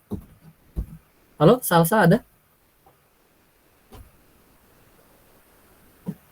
Kira-kira ini apa Salsa? Halo, Salsa? Ya, ada Kak. Oke, thank you. Kira-kira apa Salsa? Ngeprediksi kualitas ini, kualitas satu iklan. Kurang tahu sih Kak, tapi kayaknya yang pasti bukan sequence prediction, classification, sama regression. Berarti Tapi kurang tahu jawabannya. Berarti antara clustering sama style transfer. Iya, Kenapa? karena kalau sequence prediction kan sudah nggak masuk ya Kak. Bisa deh Kak kayaknya sequence prediction. Karena memprediksi berdasarkan ini kan advertisement Kak, iklan. Berarti dia memprediksi iklan yang akan ditampilkan itu berdasarkan apa yang biasanya kita cari Kak. Mungkin kayak gitu. Oke. Jawabannya adalah sequence prediction. Ya, karena dia ngeprediksi bukan apa iklan yang akan kita tampilkan, Salsa, tapi nilai iklan tersebut. Ini iklannya bagus atau enggak gitu. Gitu. Oke. Selanjutnya. Oh.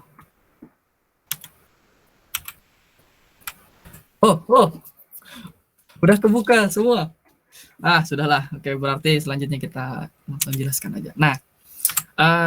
Nah, yang selanjutnya ini nih, mengestimasi waktu kedatangan berdasarkan jam sama kemacetan. Itu termasuk regresi, teman-teman. Jadi kalau misalnya ada kata estimasi, ya estimasi apa ya, regresi. Bingung aja sih kayak Paulun menjelaskannya. Intinya ada angka di udahlah, bingung aja menjelaskannya kayak mana. Untuk regresi, untuk sequence prediction tadi dia kalau misalnya ada istilah ngeprediksi, nah itu sequence prediction. Kalau yang clustering tadi itu ada yang memperbaiki kata tadi itu clustering. Mengklasifikasi itu yang paling mudah. Kalau dia membedakan sesuatu, nah itu mengklasifikasi. Oh, kalau clustering berarti dia lebih ke pendekatan ya. Oke. Nah, yang terakhir nge-translate between two language. Nah, ini termasuk style transfer, teman-teman. Saya juga baru tahu ternyata menerjemahkan dua bahasa itu termasuk style transfer gitu. Bukan klasifikasi ataupun clustering gitu. Baru tahu.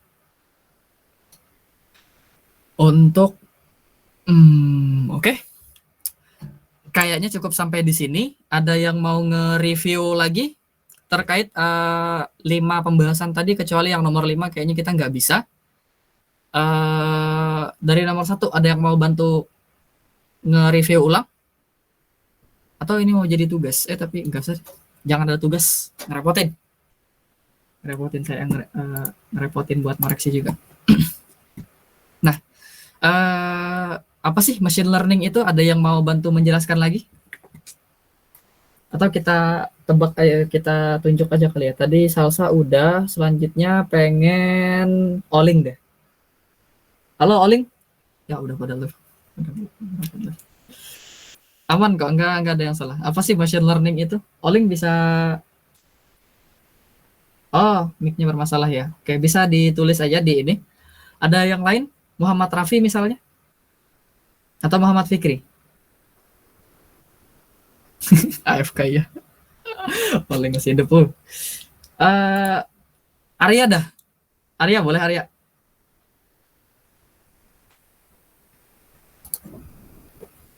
Raffi dulu kah? Halo Raffi, Raffi masih ada Raffi?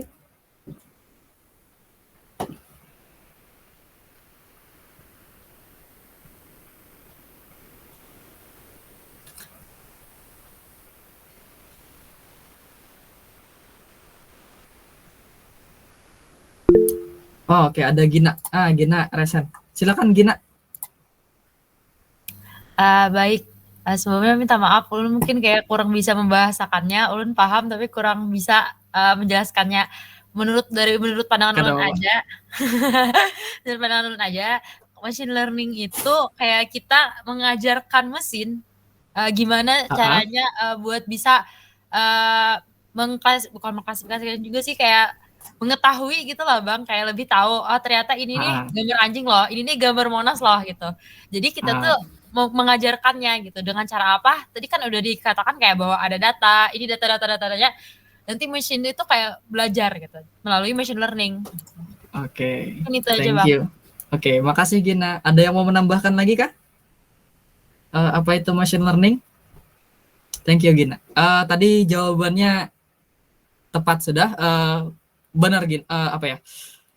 Jadi gini, kadang kita memahami sesuatu itu kita bisa paham gitu, tapi kita agak bingung menjelaskan ke teman-teman yang lain. Itu pun saya alami gitu. Makanya kadang ada beberapa yang kita mikir dulu buat menjelaskan ke teman-teman. Ada tambahan kah dari teman yang lain terkait apa itu machine learning?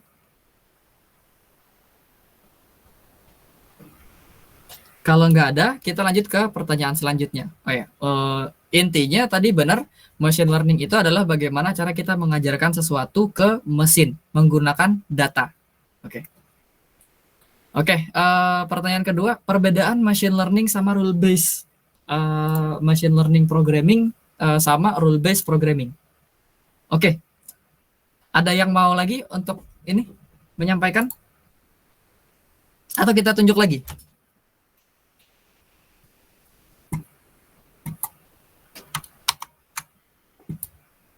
Halo? Oke, kita tunjuk aja lah. Kita coba dengarkan dari Dwi Nabela deh. Halo Dwi Nabela. Perbedaan machine learning programming sama rule based programming.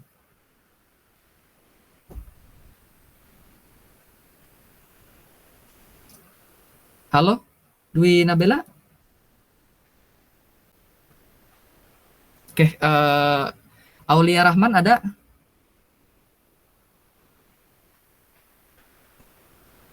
Oh, oke, ada Dwi Nabela. Silakan Dwi Nabela. Perbedaan antara machine learning programming. Oh, lagi berisik kah? Oke. Bisa ditulisan nggak apa-apa. Aulia Rahman ada?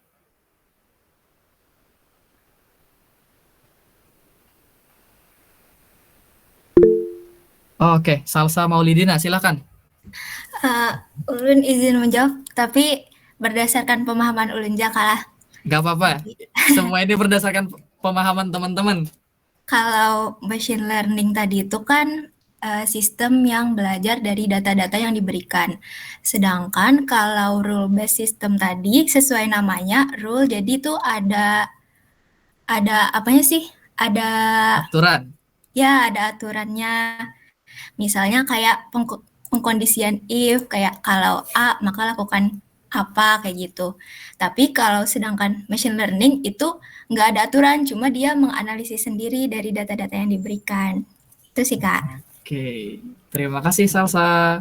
Ada yang mau menambahkan?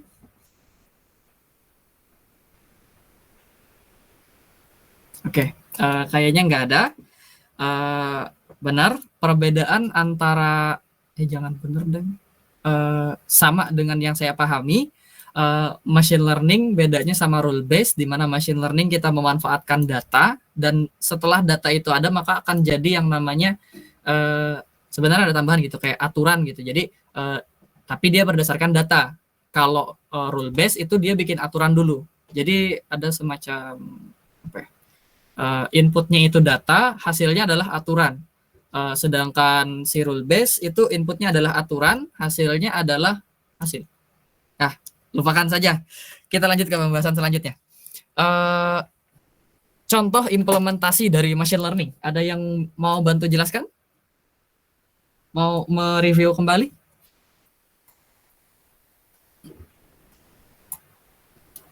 Kita coba Muhammad Akbar, boleh? Halo Akbar? Di tempat Akbar ini nggak memungkinkan nggak untuk open mic? Contoh penerapan machine learning.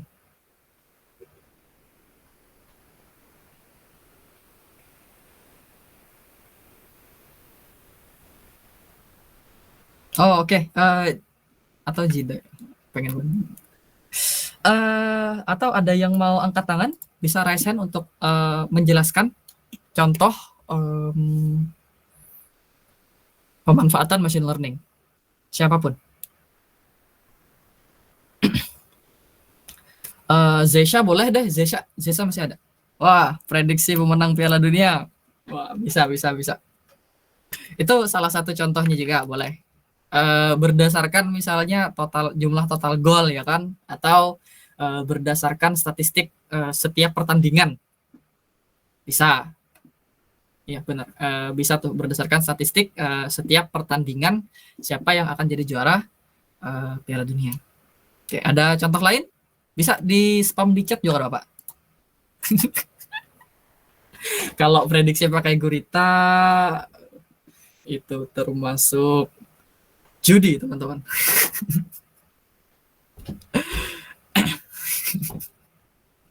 Itu termasuk apa ya? Itu termasuk melempar apa ya namanya? Lupa namanya, intinya itu judi. Oke. Gak apa-apa Jida. Ada contoh lain kah? Bisa di ini. Rekomendasi barang di Shopee termasuk gak Bang? Termasuk Gina. Jadi yang biasa nge-spam teman-teman waktu di Shopee kan nge-like sesuatu gitu, atau sering membuka sesuatu, tiba-tiba ada notifikasi. Halo, misalnya siapa ya? Halo Gina gitu. Barang ini lagi murah loh, barang ini lagi diskon loh. Itu termasuk implementasi dari machine learning. Search engine juga termasuk ya teman-teman. Itu ada implementasi dari machine learning. Terus kalau yang biasa main game, deteksi kata toksik ya. Misalnya anjir dan lain-lain, itu juga bisa masuk di machine learning teman-teman. Jadi ngedeteksi ini kata kasar atau enggak gitu. Nah, deteksi buka kunci HP pakai wajah, ya itu termasuk machine learning. Masuk di bagian bukan klasifikasi ya. Oh, ada istilahnya image recognition.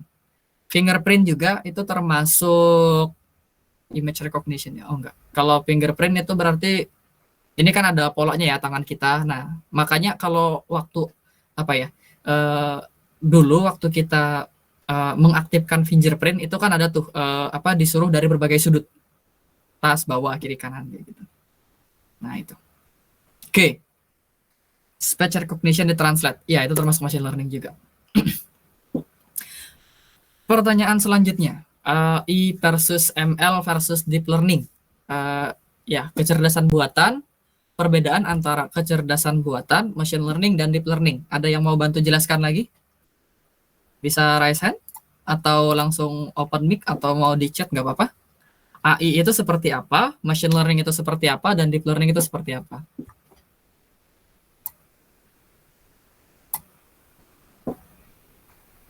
Ada yang mau nyoba?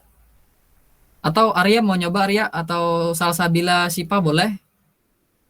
Husnatul Khotimah boleh juga?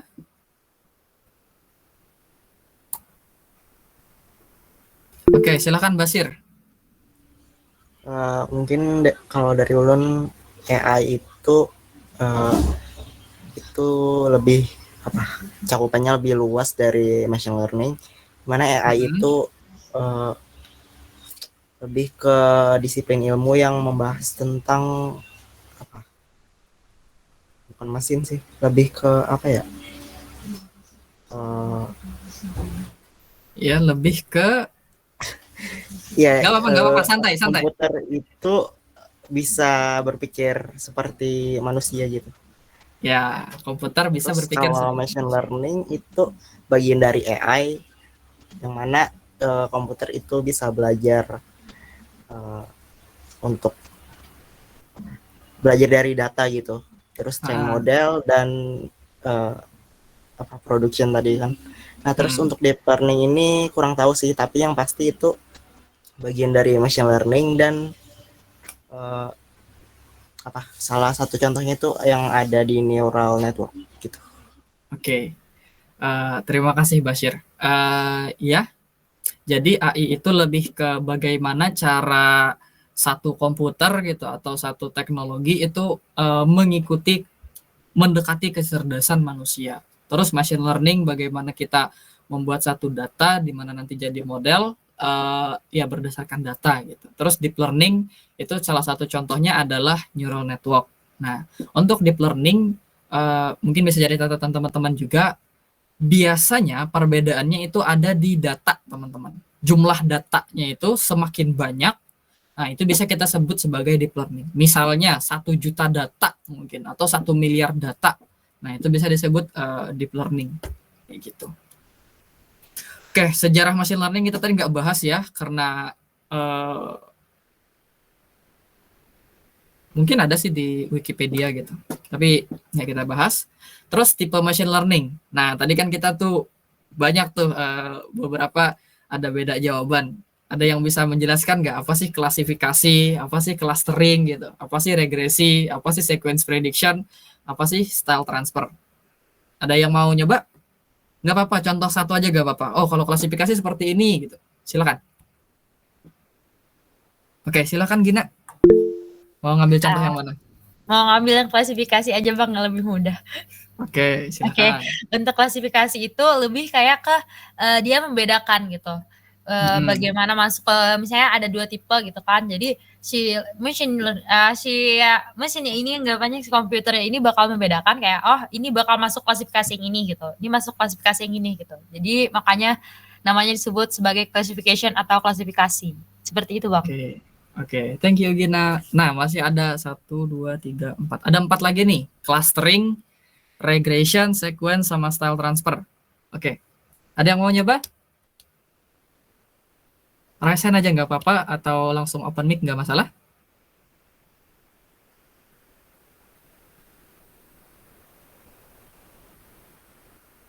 Atau kita tunjuk nih. Suka sekali ya saya tunjuk orang. Kita coba Muhammad Rafi masih sudah ini enggak? Sudah atau Husna ada? Husna belum pernah dengar suaranya. Nurmiati Husnatul Khatimah nih guys namanya. Halo Husna. Hasna, astagfirullah. Hasna, sorry. Hasna, halo Hasna.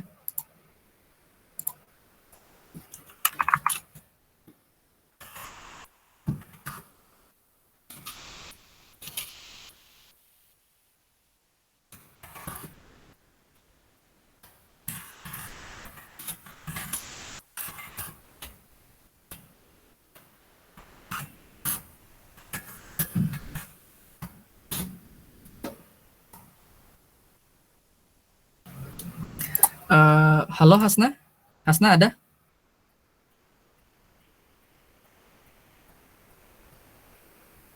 Atau yang lain boleh? Salsabila atau Basir lagi? Atau Oling, bisa Oling di chat aja nggak apa-apa. Atau Salsa mau nyoba menjelaskan yang lain? Skip dulu ya. Arya, coba Arya. Yang nyaman-nyaman aja tuh, masih banyak tuh, ada clustering, regression, sequence prediction, sama style transfer. Atau Raidra mau nyoba Raidra?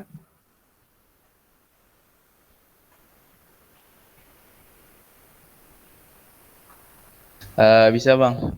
Oke, mau yang mana dulu? Salsa boleh habis ini ya, habis Raidra. ulun nyoba sequence prediction.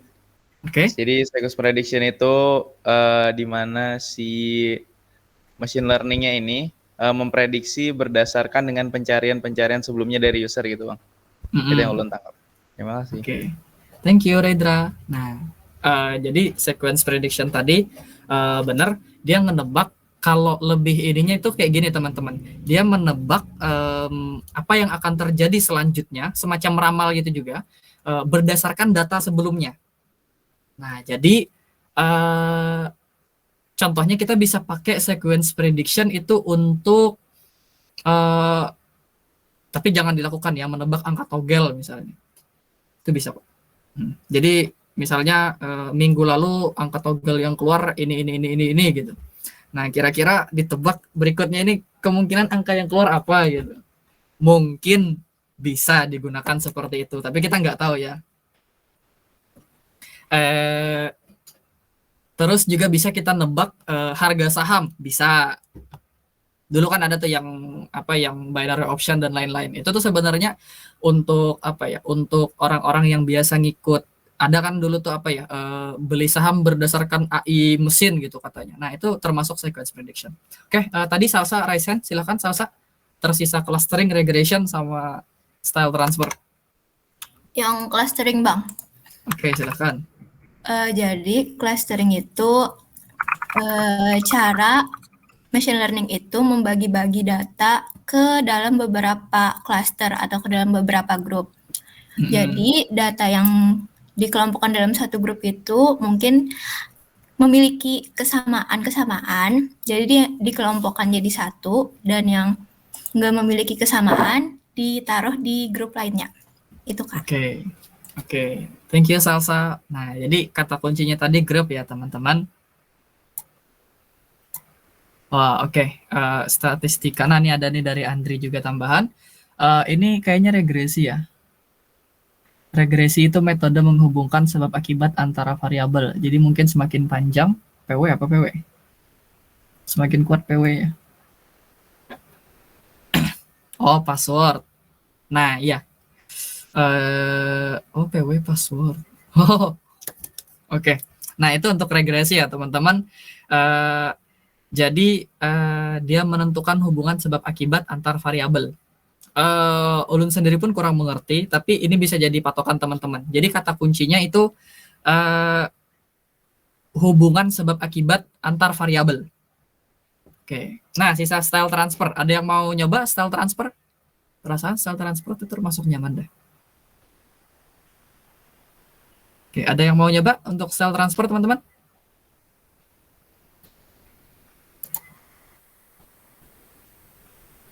Tes.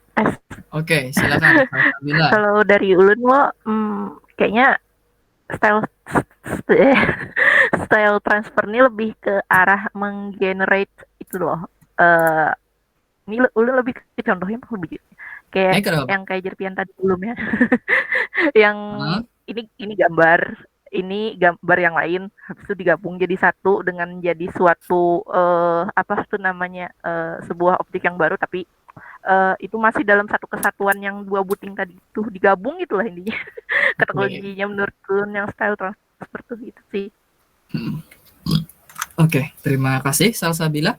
Nah, jadi style transfer itu mirip seperti yang tadi, jadi ada satu gambar, terus ada gambar yang lain gitu, digabung nanti menghasilkan gambar yang baru. Sebenarnya selain dari contoh yang tadi ya, itu ada juga contoh penerapannya, namanya kalau nggak salah yang punya image to image translation gitu. Nanti teman-teman mungkin ada kalau pengen nyoba cari-cari lagi, ada namanya image to image translation. Nah, nanti teman-teman bisa lihat tuh di sana gimana sih style transfer itu bekerja gitu. Tapi itu yang lebih yang lebih spesifik ya. Image to image translation atau kemarin tuh ya.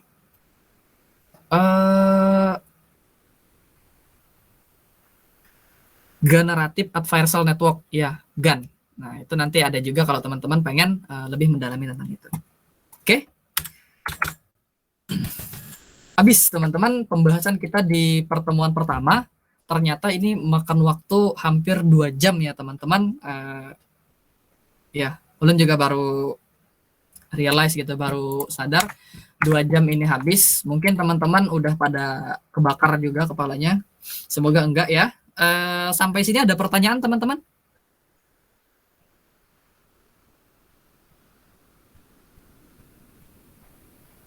Kalau ada pertanyaan bisa raise hand, kita masih punya waktu 5 menitan lagi untuk ini.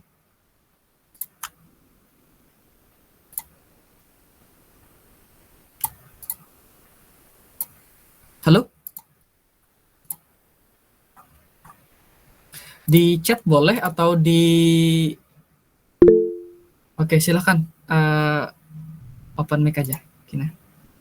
Baik Bang, izin bertanya. Tadi itu kan ada di contoh tadi salah satu estimating apa itu tadi kan? Nah, real time itu tuh termasuk sama regression.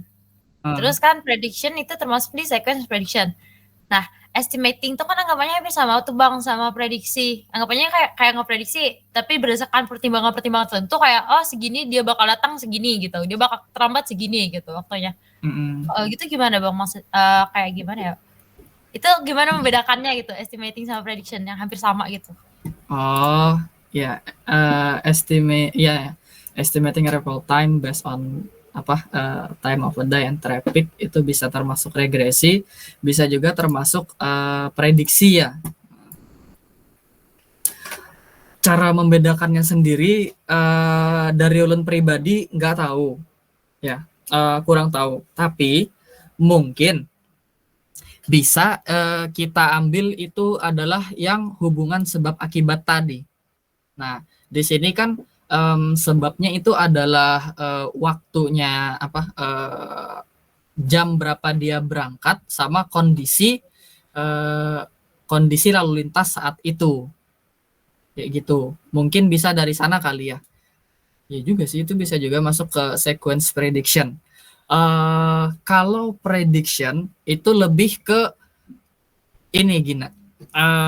Misal nih hari Senin kita ulun berangkat ke kampus, gimana ya, prediction hari Senin.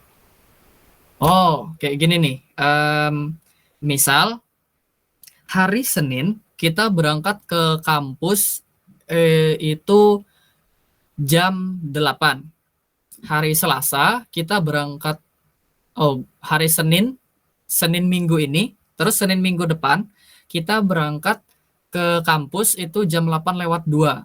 Senin minggu depannya lagi kita berangkat jam 8:05 gitu. Terus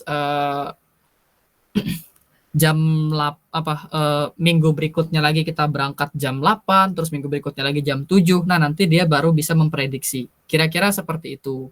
Kalau regression itu tergantung dari kondisi saat itu. Mungkin seperti itu kali ya.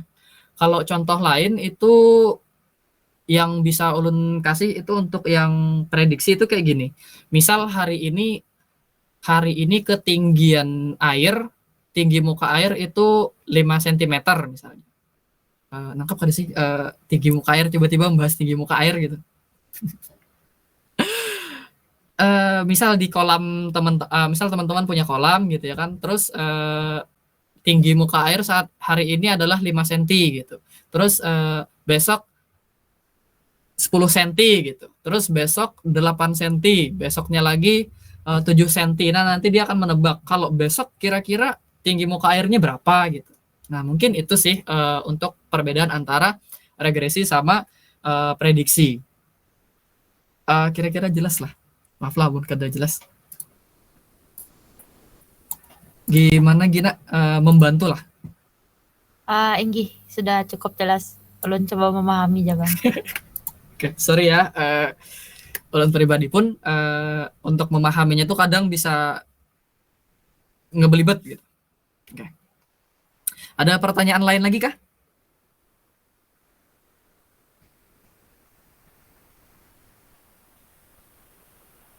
Oke. Wah, ada Basir. Silakan Basir.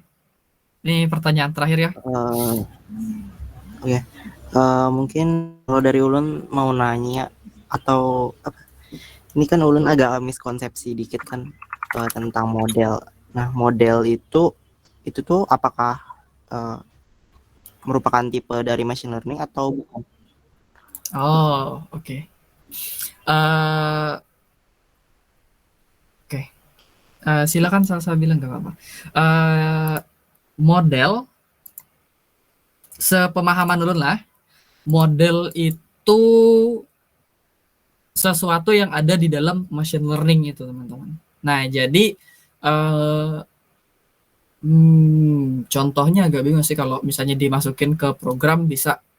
Intinya kayak ini. Mungkin model itu bisa dianggap sebagai anak-anak yang baru belajar. Nah, anak-anak yang belum tahu apa-apa. Itu model.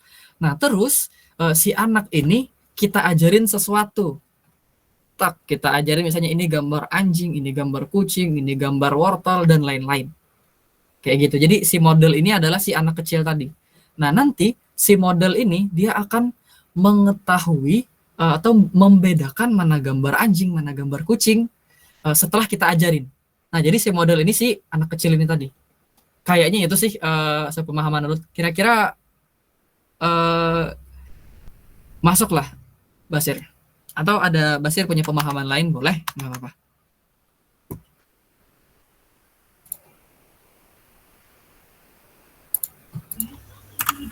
Kalau sepemahaman ulun, model tuh kayak apa? Mesin, kalau nggak salah pas ulun belajar AI itu ada supervised sama unsupervised. Mungkin apakah itu bisa disebut model atau gimana itu?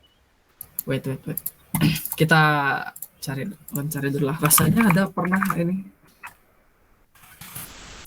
Kayak supervised model kayak gitu kah? Sama unsupervised model? Ya. Iya, Bang. Oke. Nah, bentar lah. Ingati lagi. Nah, mungkin ini bisa membantu. Kita share screen lagi. Yang bagian ini. Nah, kita ambil lagi contoh seperti bocil tadi ya. Ini kelihatan loh. Mana sih? Semoga inilah. Buka gambar di tab baru aja. Nah, ini loh supervised model sama unsupervised model. Kita bisa kasih tahu juga sama si sama si bocil tadi. Kita misalnya balik ke bocil tadi. Supervised learning atau supervised model itu dia datanya itu enggak berantakan. Jadi datanya itu rapi, tersusun, dan itu biasanya satu mereka itu stabil tuh apa ya? Balance itu apa sih? Balance ya, mereka seimbang. Kayak contoh di sini misalnya semua gambar yang ada di sini itu apel gitu. Nah, sedangkan unsupervised ini benar nggak sih supervised? Kayaknya salah deh.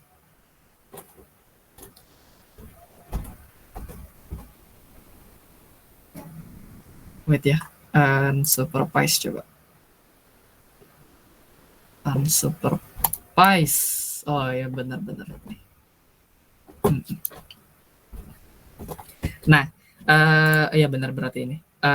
Ini gini. Ini supervised itu untuk datanya itu dia biasanya balance, teman-teman. Dan datanya itu sama. Misal nih, si anak kecil tadi kita kasih gambar tiap kali ini itu adalah gambar apel gitu. Apel. Cuman satu apel, satu jenis apel. Nah, terus kita kasih itu gambar apel, maka dia akan nebak bahwa itu adalah apel. Nah, itu termasuk dari supervised model. Sedangkan unsupervised model itu gambarnya beda-beda, teman-teman. Misalnya di contoh ini, jadi kita kasih dia ini apel, ini mangga, di sini nggak ada mangga ya. Itu buah apel, itu buah apel yang punya jenis beda, itu buah pisang. Nah, itu unsupervised. Jadi ada macam-macam data yang masuk dan nanti dia baru membedakan gitu.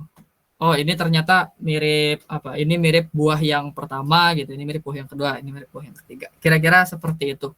Dari apa? Dari yang ulun pahami gitu, berdasarkan gambar ini. Intinya dari yang ulun pahami juga mereka itu sama-sama yang kita kasih ini adalah si bocil tadi. Jadi bocilnya ini dia tergantung datanya apakah yang menentukan apakah itu nanti termasuk supervised model atau unsupervised model. Mungkin seperti itu. Atau mungkin yang ada labelnya sama yang nggak ada labelnya. Lupa deh. Ya. Mungkin itu. Oke Bang, makasih. Oke, sorry ya kalau misalnya pertanyaannya nggak membantu gitu, malah makin bikin Basir pusing. Oke, saya rasa cukup ya teman-teman, udah jam 10 juga, kita mulai tadi jam 8:10, ya sekitar hampir 2 jam kita ini, mungkin teman-teman juga kepalanya udah pada kebakar. Kita akhiri aja pembahasan kita minggu ini. Sampai jumpa di hari Minggu. Ya, sampai jumpa di hari Minggu nanti. Terima kasih. Mari kita berdoa. Semoga yang kita lakukan pada hari ini bermanfaat, berguna baik untuk sekarang atau nanti.